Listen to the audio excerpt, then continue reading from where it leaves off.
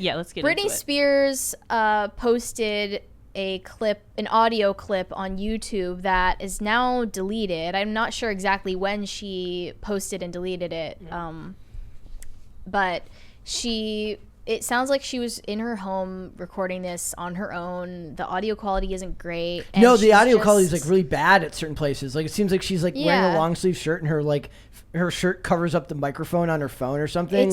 It's no Oprah interview. It's no big, flashy. Which is what I like about it. Tell all. It's just, it seems very organic that she just wanted to talk about the overview of the story of like what happened with her conservatorship and new details. It kind of goes to like what we were saying about the Eat Predators group feeling unorganized, making it feel more authentic. It feels more authentic because the second she does this publicly with Oprah and she gets paid a fee to do so, and it's professionally shot with great lighting and all this stuff, that feels manufactured, which automatically kind of makes it harder for you to digest it and not feel like you're watching some type of entertainment, even if it's not. Like, even if what you're watching is 100% true, just the production value alone can make it harder to digest it as something real. This audio clip, though, I feel like you can hear it in her voice that she's been through something really traumatic, and she genuinely wants to share to help people who may be going through anything that can relate to it. I like that she mentioned she could have made money off of telling her story, but is instead doing it for herself and her own like processing of what happened to her. I don't think she fully has processed it. And her personal life still isn't recovered. Not even close. Not even close. Her children, I don't think are seeing her right now. And she's in this new marriage. It's unclear what's actually going on, and she could I don't want news outlets to like pay her to exploit for information that doesn't rightfully belong to them. So anyway, this clip was 22 minutes long. She posted it on Sunday and took it down almost immediately. She took it down really quickly, I'm guessing which I has believe to do was with illegal thing. If she ever wanted to take legal action against her father, who was her conservator, or possibly her sister, Jamie Lynn, then she can't just be like on social media revealing everything and saying things that could be used against her. So do you want to start? Should we just start from this? I might just read the transcript part here from the very beginning. This isn't a transcript, but they give. So it says, starting from the beginning, Spears, 40, says the conservatorship started when she was just 25. I was extremely young. I remember a lot of my friends texting me and calling me, and we were extremely close, and they wanted to see me, Spears said. But what happened, honestly, still to this day, I don't know what really I did. But due to the punishment of my father, I wasn't able to see anyone. You have to imagine none of it made sense to me. I literally spoke in a British accent to a doctor to prescribe my medication, and 3 days later, there was a SWAT team in my house with 3 helicopters, says Spears, detailing the confusion of the time, adding that her playing chase with paparazzi was something she enjoyed. It was further evidence of erratic behavior. She says that she believes that the conservatorship was premeditated and her parents colluded with outside elements. I know, and she says, quote, I know now that it was all premeditated and a woman introduced the idea to my dad and my mom and actually helped him follow through and made it all happen. And it seems like, I thought that she said that her mom was the one who floated this idea to her dad. Yeah, as like a less than serious thing, and then she said that he latched onto it because he's such a power-hungry person. His personality. Yeah. She said her brother was a football player, and when he was in high school, he was kind of the target of his controlling behavior. Yeah, their fathers, and then he kind of switched over to her because I believe it's because she became the moneymaker of their family. Yeah. And he wanted control of that. So he said, I'm Britney Spears, and I'm calling the shots. He's basically he's like, I'm the one who makes this work. Yeah, that's a full admission of what it really was about. Yep. He wanted just complete and total ownership over her identity. And also like her ability to make money and work. And we were just talking about like parents of child performers getting financially exploited by their parents. Do you think that it's more common for the parents to want this for their kids, or do you think it's more common that the kids want it and the parents just go along? It can be like a mix of both. I was going to say it could be both, but sometimes I think you have to be a parent and choose what's best for your kid, even if it's not what your kid wants. I mean, you got to be a parent, not a friend. There's huge risk involved either way, but at least if it's the kid's idea, you have a chance at the kid turning out okay. Yeah. If it's forced on them, that's like you're doomed from the start. But it seems like she was treated like a child well into her 30s. Yeah. And now you even mentioned, Brett, that her voice sounds like that of a teenager. Kid. She doesn't sound like an adult.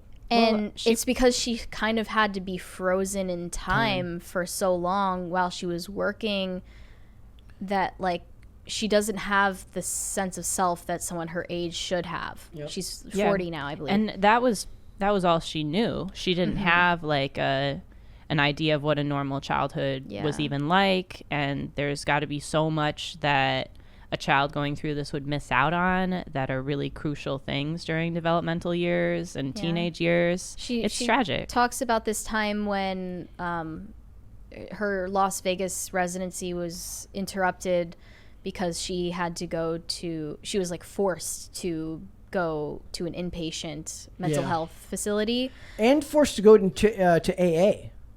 Yeah, and AA when she had never abused Yeah, she alcohol. wasn't a drinker. And to my knowledge, I don't think she had a substance abuse problem of any kind. Not that I know of, but they're saying that she found those people to be very, very good to listen to, which is scary. Those stories, like normally if you're not in AA and you don't actually have a problem with that, those stories would just kind of come off as tragic and kind of awful. But because what she was going through was just as traumatic, it probably resonated with her more than she would have expected it to, because those are people struggling with an invisible foe rather than one that's right in front of you, like a villain in your life that's actually a person. But you're still struggling. It's just a different type of struggle. She said, they literally killed me. They threw me away. I felt like my family threw me away. I was performing for thousands of people at night in Vegas. The rush of being a performer, the laughter, the respect. I was a machine. I was an effing machine, not even human almost. It was insane.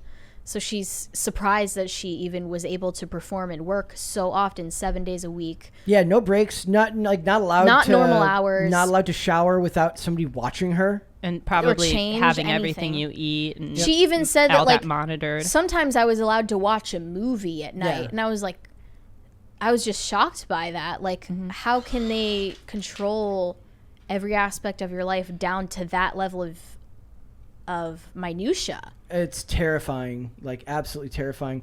The part that stuck out to me was it felt like, because the comparison's usually made to prison, right? But the not being able to shower without any privacy. Her diet was strictly controlled, forced to work out. She had no concept of freedom in any way. And now that she has the freedom, we've talked about this aspect of it in the past. Now that she has the freedom, it's like you were like a dog chasing a car. Like, what would you even do with it? And she has the potential to kind of mess up her life even more now that she's independent. But also it's like you can argue that she deserves that freedom to make her own mistakes. That's been my position, has essentially been like, look, do I think that she's making the best decisions right now? No, I do not. Do I think she's behaving erratically and unpredictably? Absolutely. Do I think that she has every right in the world to make those mistakes for herself? Yes, I do, especially given that I don't believe she has any kids under her care, right?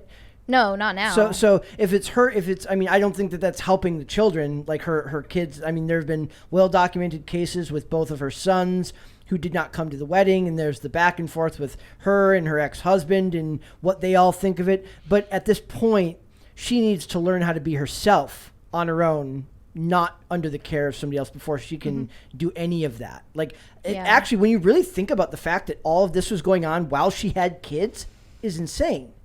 Like, yeah, and like, what were they thinking of all of this as this is going on? Yeah, and then her, I hope that it's not the same situation as like her mom and her sister saying like, oh, we had no idea. Yeah, there's no way that you had no idea. She seems to lay the blame more at her mom's feet than anyone else's.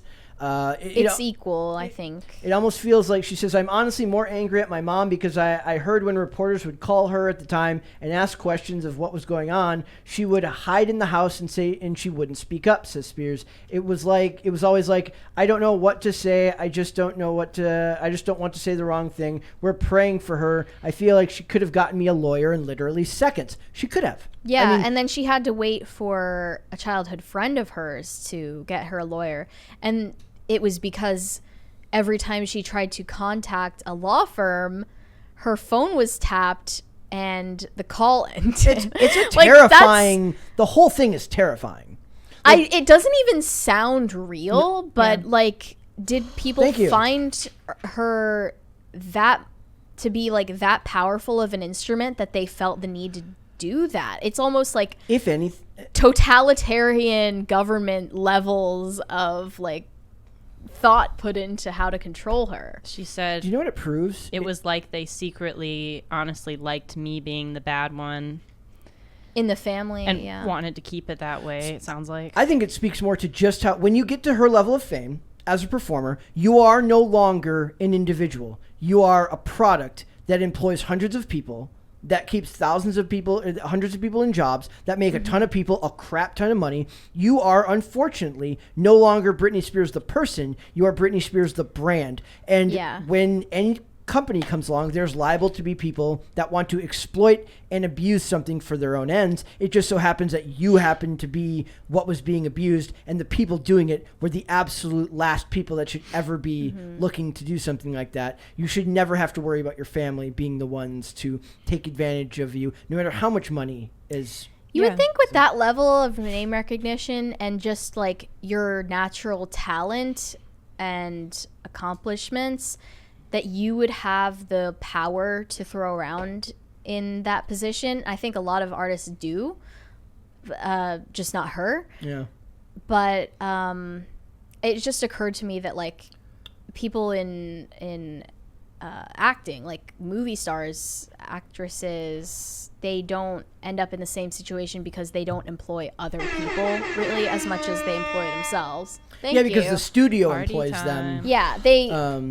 But like, if you're Britney Spears with a Las Vegas residency, think about the amount of people that put on a production like that, and the family members you're enriching with that. When Adele canceled her show, it's not just the fans who are out of that experience at her residency. It's all the people that would have been employed to. Thank you guys. Thank you. And if you look up in the top left corner, there is now a party counter. That tells you how. Look at that. Yes, it's up there. It's purple. It's in the top left corner. You can now see it. We should have a tally, actually. Ooh, like it chalks up. We'd have to figure out how to do that on a spreadsheet. Yeah. That would be cool. So I mean, I don't know if it is necessarily like it wouldn't happen to an actor, but it does. I also want to know if you think that this is something that. I'm trying to think of a male counterpart to this. I feel like there's an example, and I'm not thinking of it off the top of my head. In music? Yeah. I don't know. Michael Jackson?